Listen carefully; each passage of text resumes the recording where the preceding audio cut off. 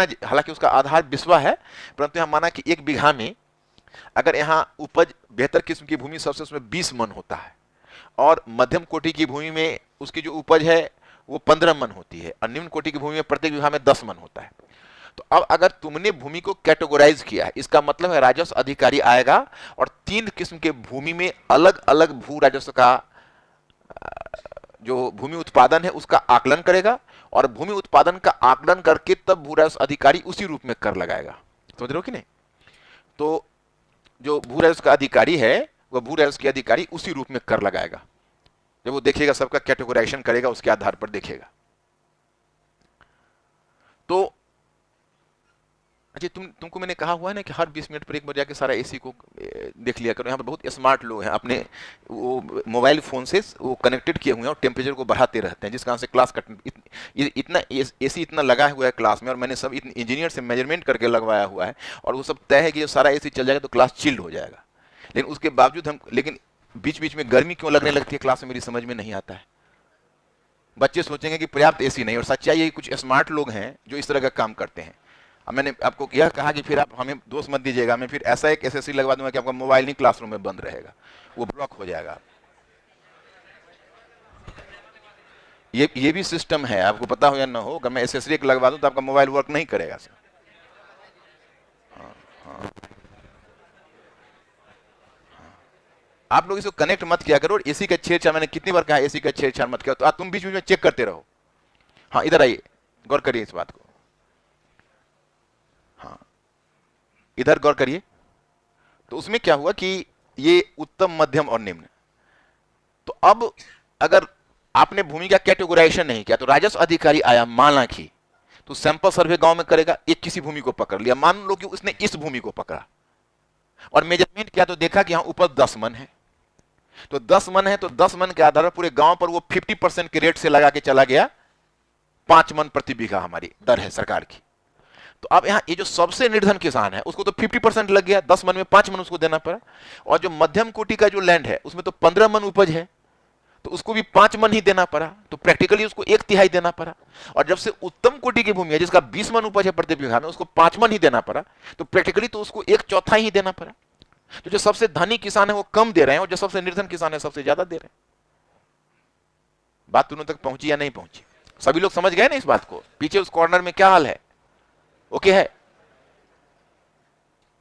क्योंकि आप अगर सैंपल सर्वे नहीं करोगे, अब मान लो कि उल्टा अगर इसी को माप के चला गया तो 20 मन के हिसाब बैठ गया, अब बताओ ये सब का क्या होगा नीचे वालों का? वो तो 50% दे दिया, इधर 1/3, इसका तो मान लीजिए कि अब 2/3 निकल गया बीच वाले का, और नीचे वाले का सारा गायब हो जाएगा फिर तो ये तो सिस्टम इनिगैलिटेरियन है। तो इसी को सिरसा डेवलप करेगा, और सिरसा उत्पादकता के आधार पर इसको 3 कैटेगरी में डिवाइड करेगा।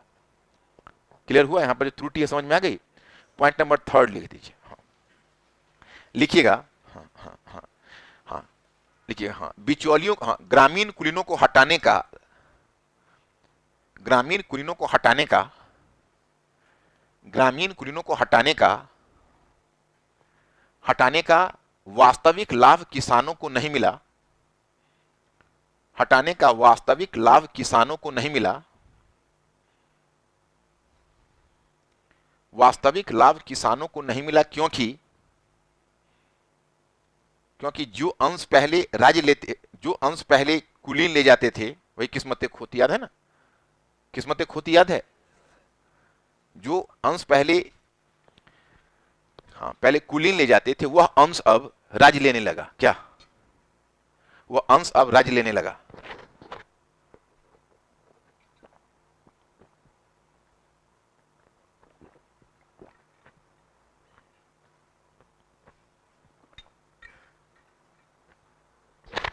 राज लेने लगा। तो अब थोड़ा सा यहां पर यह हो गया। अब नीचे ब्रेक दीजिए। ये सीमाएं समझ गए आप लोग? तीनों सीमा, तीसरा वाला सीमा समझ गए? हाँ। नेक्स्ट क्वेश्चन, एक क्वेश्चन फॉर्म करिए। हाँ, लिखिए मॉडल प्रश्न। हाँ, हाँ, देखिए। हाँ, हाँ, हाँ, लिखिए, अलाउद्दीन खिलजी अलाउद्दीन खिलजी के भूमि सुधारों को, अलाउद्दीन खिलजी की भूमि सुधारों को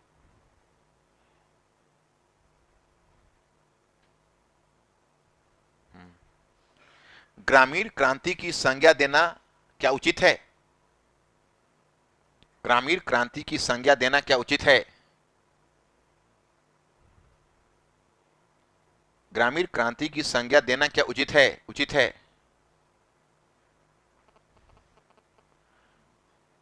क्या उचित है कि नहीं? कितने लोग नहीं है और कितने लोग है? कहां रहते हो? नहीं, एक बार बुकलेट पढ़ी है? ये हिस्टोग्राफी का मुद्दा है, मोहम्मद हबीब का विचार है। बुकलेट पढ़ी है? नहीं पढ़ी होगी। तो नहीं पढ़ती तो क्लास में क्या करने आते हो? कल से बुकलेट नहीं पढ़ा तो क्लास में इन मत करना।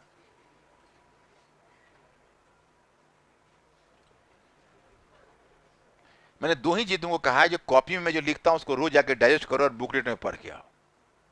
और इसमें तुमको पढ़ने का मैं पर्याप्त समय देता हूं। मैंने तो कभी तुमको बहुत दौड़ा के सिलेबस तो ले नहीं गया, सिलेबस प्यार प्यार से इतना आराम से ले जा रहा हूं। क्या अब और स्लो चाहते हो क्या?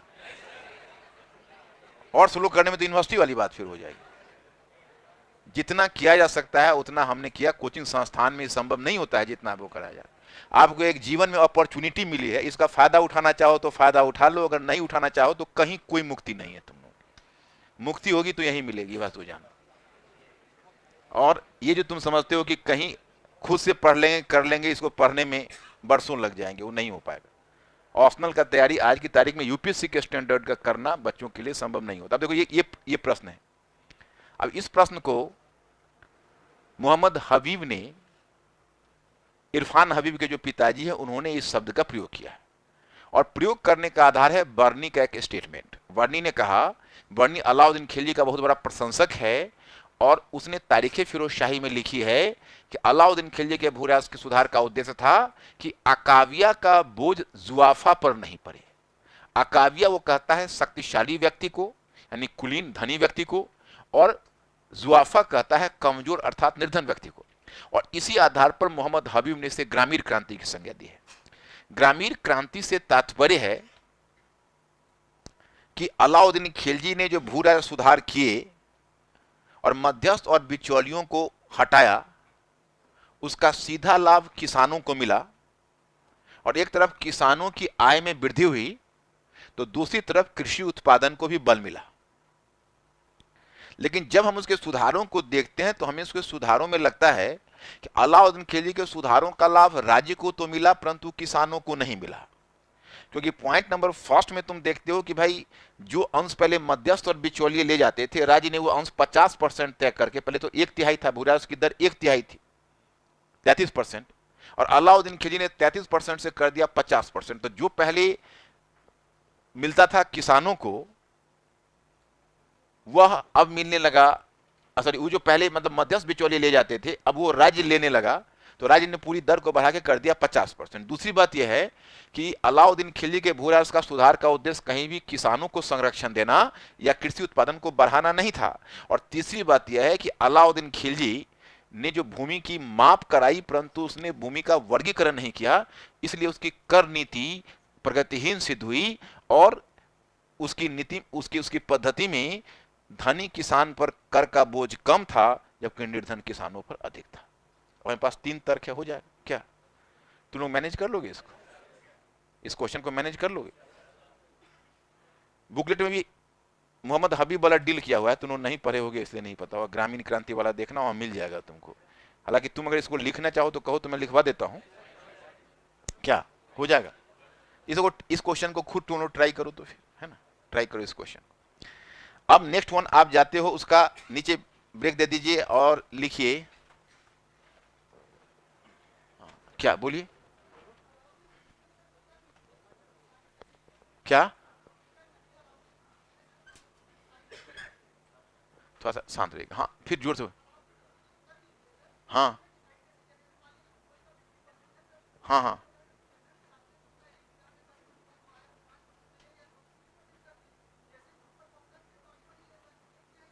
हाँ हाँ, नहीं लिया। उसमें मैंने समझाया था, तो आपने नहीं समझा था लगता है, अब समझे आया। हाँ हाँ,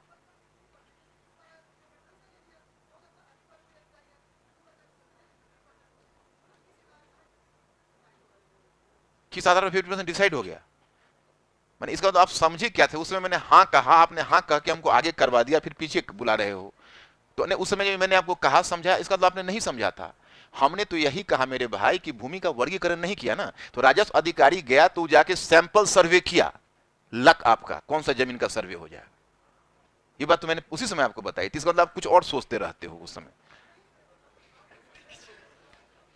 मैंने ये तुम लोग समझा था कि नहीं? मैंने क्या समझा था? जैसे वो आया और उस सैंपल, यही तो मैंने 3 भाग में देखी, इसको मैंने बांटा हुआ अभी बोर्ड पर देखिए आप। हमने कहा कि राजस्व अधिकारी आया, लक की बात है इसको सर्वे कर लिया, लक की बात है इसको सर्वे कर लिया, लक की बात है इसको सर्वे कर लिया, और जैसा सर्वे होगा वैसा परिणाम आ जाएगा। लेकिन हर स्थिति में इसके साथ अन्याय होगा, इसके साथ भी कुछ अन्याय होगा, ये सबसे बेहतर स्थिति में रहेगा। बर्नी लिखता है कि राजस्व अधिकारी कुलीनों के बारे में, क्योंकि हिंदू कुलीनों से उसको थोड़ा सा नफरत है, चिढ़ भी है, और उसको विशेष रूप से इसलिए है कि उसको लगता है कि भाई वो मुस्लिम कुलीन वर्ग का प्रतिनिधित्व कर रहा है और हिंदू कुलीन वर्ग और मुस्लिम कुलीन वर्ग के ही टकरा रहे हैं। तो बर्नी लिखता है कि जो हिंदू कुलीन थे वो अरबी और ईरानी घोड़े पर चलते थे, कीमती वस्त्र, रेशमी वस्त्र पहनते थे और पान खाते थे, और राजस्व अधिकारियों को अपमानित कर देते थे। इतने वो पावरफुल थे गांव में। तो अलाउद्दीन खिलजी ने जब सुधार किए तो उन सुधारों के परिणाम स्वरूप उसका यह मानना था कि इस कारण से उनकी स्थिति इतनी दयनीय हो गई कि वो अब ना अरबी और ईरानी घोड़े पर चल सकते थे, न रेशमी वस्त्र पहन सकते थे, न पान खा सकते थे, और उनके घर की महिलाएं मुसलमानों के घर काम करने जाने लगी। तो इस बात का खंडन हिस्टोरियन इस आधार पर करते हैं कि ठीक है, उसका पहला लाभ चला गया, दूसरा लाभ चला गया, तीसरा लाभ चला गया, लेकिन चौथा लाभ अभी भी बचा हुआ है। गांव की सबसे बेहतर भूमि अभी भी उसके नियंत्रण में है, इसलिए उसकी स्थिति वैसी खराब नहीं होनी चाहिए, और कर का अधिभार व्यावहारिक रूप में उसका अन्य लोगों से कम है, इसलिए भी उसकी स्थिति इतनी खराब नहीं होनी चाहिए। मेरी बात आप लोगों तक पहुंच रही है? इसीलिए ग्रामीण क्रांति पर डाउट किया गया। सुनील कुमार कहते हैं कि ग्रामीण क्रांति की जो अवधारणा मोहम्मद हबीब लाते, तो मोहम्मद हबीब मार्क्सवादी विद्वान हैं, और मोहम्मद हबीब 1952 में लिख रहे थे, उस समय चीन में माओ सेतुंग ने लैंड रिफॉर्म्स किया था, और उसमें भूमि का उसने सामूहिकीकरण किया था और जमींदारों से भूमि छीनी थी। तो उनके दिमाग में कहीं ना कहीं वो जो भूमि सुधार वहां किया, यहाँ जो जमींदारों का जो उसने अटैक किया, वहां पर माओ सेतुंग ने जमींदारों पर अटैक किया, तो मार्क्सवादी विद्वान होने के नाते उनका माओ सेतुंग वाला मॉडल दिमाग में कहीं ना कहीं आ गया, उसने तुरंत इसको ग्रामीण क्रांति की संज्ञा दे दी। तो हमारे ब्रैकेट में थोड़ा सा इस बात को माओ सेतुंग वाला डाल लो। सुनील कुमार लिखते हैं, हिस्टोरियन कहीं द्वारा लिखा गया, लिखना कि हाँ, ब्रैकेट में मतलब जहां तुम जो भी लिखोगे उसमें इसको यूज कर सकते हो, बाकी तुमको ब्रैकेट में मिल जाएगा, ये बात नहीं मिलेगी, ये लेटेस्ट है ना। तो आप लिखेंगे हाँ, हाँ, हाँ, हाँ, हाँ, हाँ, कि मोहम्मद हबीब के द्वारा जो ग्रामीण क्रांति कही गई, मोहम्मद हबीब के द्वारा जो ग्रामीण क्रांति की संज्ञा दी गई,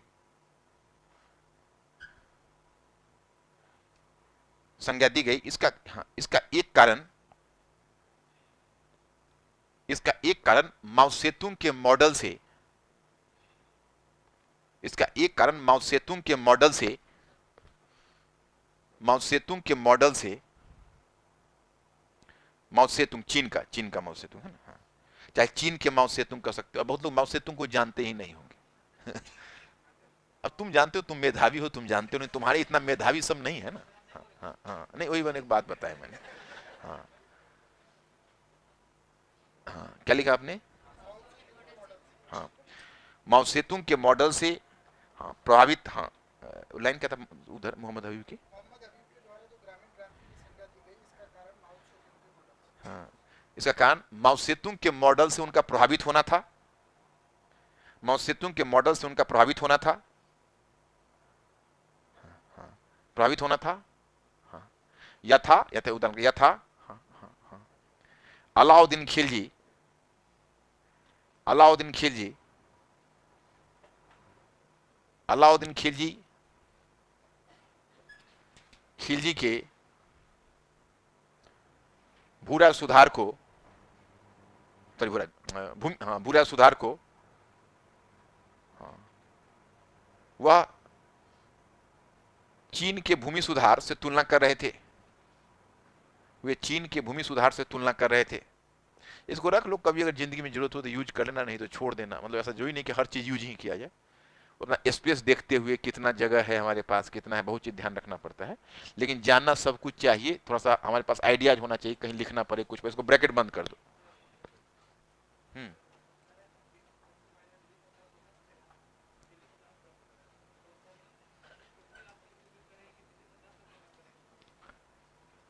नहीं, दिल्ली सल्तनत अगर पूछता है तो दिल्ली सल्तनत का यूज करोगे, तुर्की राज भी यूज कर सकते हो, दोनों का इंटरचेंजेबली यूज करोगे, कोई दिक्कत नहीं। क्वेश्चन जैसा होगा वैसा। तुम लोग क्वेश्चन से क्यों डरते हो? क्वेश्चन तो मैं कहता हूं लाओ, जैसा भी क्वेश्चन है 2 मिनट में उसको हल कर देता हूं। क्वेश्चन देखो, कॉन्सेप्ट अगर क्लियर है, अभी मैं प्रशासन पर क्वेश्चन नहीं कराया हूं क्योंकि मेरा काम हुआ नहीं, अभी बाजार नियंत्रण व्यवस्था बची रह गई। उसकी बाजार नियंत्रण व्यवस्था जब मैं अलाउद्दीन खिलजी का कवर कर लूंगा तो उसके बाद मैं ढेर सारा क्वेश्चन आपसे डिस्कस करूंगा, कुछ बुकलेट में भी मैंने दिया हुआ है। तो क्वेश्चन हल करना तो सबसे सरल है। क्वेश्चन हल करना तो इतना सरल है कि आप अगर ये कह दीजिए कि कंटेंट थोड़ा आप लेक्चर देते जाइए, क्वेश्चन बना बना के आंसर करते जाइए, मैं पूरा ब्लॉक थर्ड का कहो तो मैं 200 क्वेश्चन बनवा देता हूं तुम क्लास। लेकिन वहां पर फिर तुमको फिर कॉन्सेप्ट में उलझ जाएगा। क्वेश्चन तो हम 50 ढंग से उसको टेढ़ा मेरा करके फॉर्म कर सकते हैं, लेकिन कंटेंट है वो कंटेंट तो क्लियर। जैसे अभी तुमको अब लैंड ओनर सिस्टम पूरा क्लियर हो गया अलाउद्दीन खिलजी का, अब वो कैसे से भी ट्विस्ट करेंगे क्वेश्चन, बशर्ते तुमको याद रहे तो उसका उत्तर कर दोगे। तो क्वेश्चन पर मैं क्वेश्चन आज मैं नहीं करवा पाया, इसका कारण है कि मेरा वो थर्ड वाला पार्ट बाजार नियंत्रण व्यवस्था हुआ नहीं। और ये लैंड ओनर सिस्टम है, ये फिर जब तुम दिल्ली सल्तनत का लैंड ओनर सिस्टम करोगे तो वहां भी तुमको सहूलियत होगी, क्योंकि मेन काम तो अलाउद्दीन खिलजी ने किया, फिर आगे उसमें मोहम्मद बिन तुगलक ने क्या परिवर्तन लाया है, फिरोज शाह तुगलक ने क्या परिवर्तन लाया है। इन सेल्फ स्टडीज पर तुम लोगों को थोड़ा बल देना पड़ेगा। बुकलेट लाओ, मैं बताता हूं क्या करना है।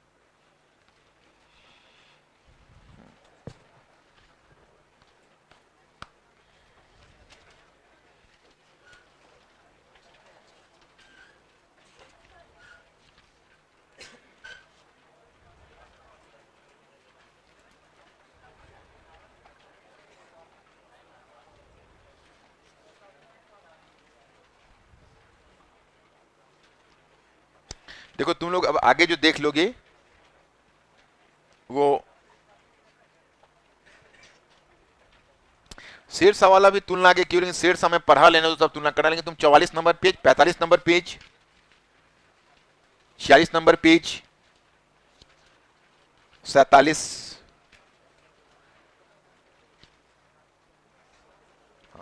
48,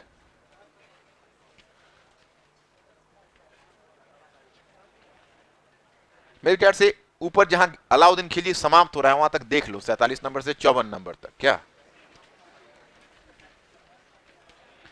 44 से 54 10 पेज पढ़ लो तो कर,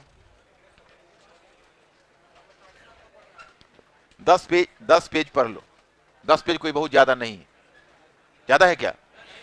यूपीएससी में इतना नहीं पढ़ोगे तो कैसे तुम लोगों का फिर होगा आगे, इतना तो पढ़ना ही पड़ेगा। कल मिलते हैं फिर। ये क्या है, क्या है? अभी मैंने क्लास में बताया ना, फिर तुम सोया हुआ था। क्लास में मैंने बताया ना कि जो अध्ययन स्रोत है वो